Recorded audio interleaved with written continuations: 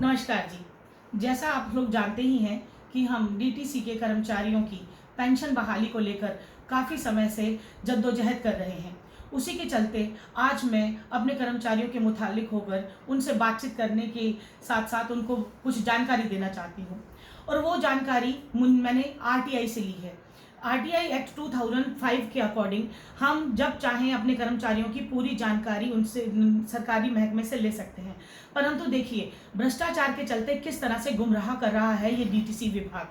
आज बड़े दुख के साथ मैं आप लोगों को ये जानकारी दे रही हूँ कि कर्मचारी की निजी जानकारी ना देने की बजाय और इन्होंने अपनी जिम्मेदारी से पूरा पूरा पल्ला झाड़ लिया है। डीटीसी का एक ऐसा कारनामा सामने आया है जिससे कि साफ स्पष्ट पता चलता है कि भ्रष्टाचार की जड़ें कितनी मजबूत हैं और इनको कुरेदने के लिए हमें किस हद तक जाना होगा। आज की एक खबर है जो मेरे सामने आई है, जिसमें कि नई दिल्ली से जो आई है, जिसमें लिखा है कि भेड़ चाल में चलना, बिना सोचे समझे काम करना।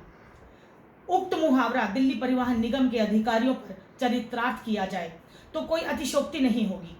जी, हम बात कर रहे हैं डीटीसी विभाग के उन डिपो में कार्यरत अधिकारियों की जिन्होंने सूचना के अधिकार अधिनियम के 2005 के अंतर्गत डीटीसी विभाग से मांगी गई जानकारी, जो कि सेवानिवृत्त कर्मचारियों की पेंशन बहाली के लिए थी, उसको ना देकर अपनी जिम्मेदारी से पल्ला झाड़ लिया है। यह जानकारी हमें जैसे ही मिली, उसमें हमने यह पाया कि बहुत सारे कर्मचारी ऐसे हैं जिनका उनके पास रिकॉर्ड ही उपलब्ध नहीं है और ना ही उनका टोकन नंबर मिल रहा है, ना बैच नंबर मिल रहा है। यहाँ तक कि उन्होंने जो जानकारी हमने मांगी और हमने अपना नाम पता जो लिखा, उसको भी अधिकारी गलत लिख रहे हैं। ये बड़े अफसोस की बात है। और अगर मैं आपको ये बताऊं कि इस कड़ी में जैसे जैसे हम आगे बढ़े हैं, ये खामियां हमारे सामने आ रही हैं। कितने डिपो हैं मैं उनकी आपको बताऊंगी संख्या।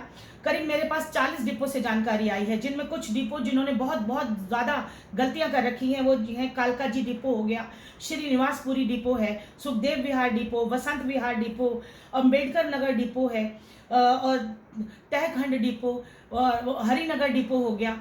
ये इन लोगों में इस डिपार्टमेंट में जितने भी अधिकारी बैठे हैं, जो अफसर बैठे हैं, इनके पास अपने ही कर्मचारियों की जानकारी उपलब्ध नहीं है।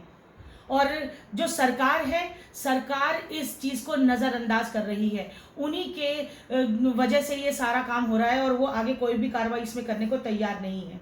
जैसा कि मेरी एक सरकारी कर्मचारी कह लीजिए या सरकारी विभाग का अधिकारी कह लीजिए, जो कि सरकार के साथ जुड़कर जानकारी मुहैया कराते हैं मीडिया को भी और अन्य अखबारों को, उन्होंने मुझे ये क्लियर बताया है कि इसमें पेंशन का जो मामला है, उसमें हम सिर्फ उन्हीं लोगों को पेंशन दे पा रहे हैं जिनके कोर्ट से ऑर्डर आ चुके हैं। और मुझे यहाँ तक भी पता चला है कि कोर्ट से ऑर्डर आने के बावजूद भी आपने पेंशन रोकी हुई है। और ये सारी खामियां सरकार की वजह से हैं, सरकार के भ्रष्ट अधिकारियों की वजह से हैं। इसी बीच में आपको आज अपने senior counsel Shri S Pawar ji से भी मिलवाना चाहूँगी और बताना चाहूँगी कि इन्होंने भी हमारे संघर्ष में हमारे साथ जुड़कर बहुत बहुत मदद की हमारी, ताकि हम इस मामले को जल्दी से जल्दी निपटाएं और सबके घर में पेंशन पहुँचे। लेकिन इतनी खामी और परेशानियों के चलते, इतने संघर्ष के बावजूद भी ना निचोड़ निकलने की वजह से आज हमारे सीनियर काउंसिल भी बहुत परेशान है और वो भी आप बातचीत करेंगे। सर, आप प्लीज़ इसमें अपनी जानकारी दीजिए और 2 शब्द कहिए। जी नमस्कार। जैसा कि ऋतु मंजाल जी ने बताया अभी कि ये इतने दिनों से इस केस की लड़ाई लड़ रही है और डीटीसी के जो अफसरान हैं वो इस तरह से बैठे हुए जैसे उनके सिर में जू ही नहीं देखती। आरटीआई लगा लो, कुछ नोटिस दे दो, केस दे दो, यहाँ तक कि उनसे छोटी छोटी जानकारी मांगी जाए कि भाई ये कर्मचारी आपके फला फला डिपो से रिटायर्ड हुआ था, उसमें भी वो बड़ी वो दिखाते हैं और सीधा लिख देते हैं कि नहीं ये इन कर्मचारियों की जानकारी हमारे पास नहीं है, जो कि बहुत ही गलत बात है।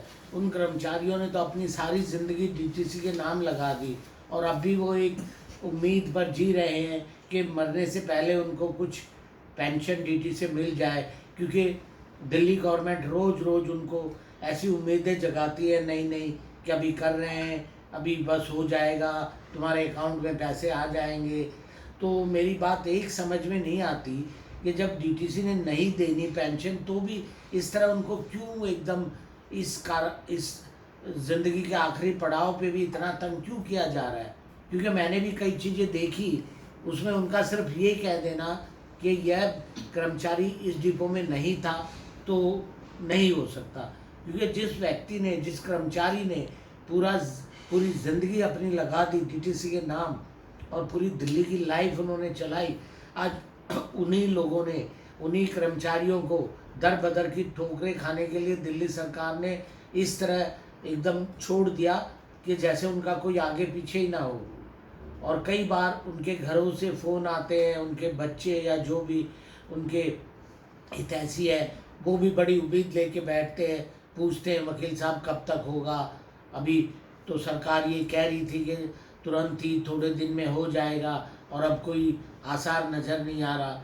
तो इसलिए सरकार को, दिल्ली गवर्नमेंट को ये सोचना चाहिए कि कम से कम इनके बारे में इस तरह की अफवाहें ना फैलाए। कईयों को तो आप विश्वास नहीं करेंगे, यहाँ तक लिख दिया कि यह कर्मचारी नहीं रहा दुनिया में, मर चुका है, जबकि बाद में हमने उनका मेडिकल कार्ड वगैरह दिखवाया गया तो आज भी जिंदा है। तो इस तरह की हरकतें ये क्यों कर रहे हैं।